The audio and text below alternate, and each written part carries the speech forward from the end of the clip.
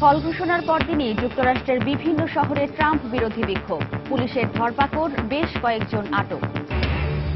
যুক্তরাষ্ট্রে ক্ষমতার পরিবর্তন হলেও বাংলাদেশের সঙ্গে সম্পর্কে কোনো প্রভাব পড়বে না মত বিশ্লেষকদের।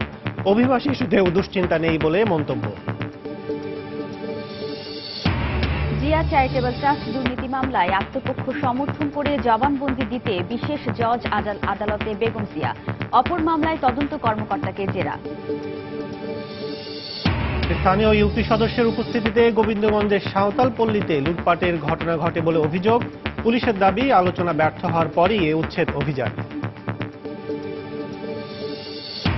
সাভারে নারী কনস্টেবলকে হত্যার ঘটনায় এক পুরুষ কনস্টেবল গ্রেফতার। আত্মহত্যায় প্ররোচনা দেওয়ার অভিযোগে মামলা।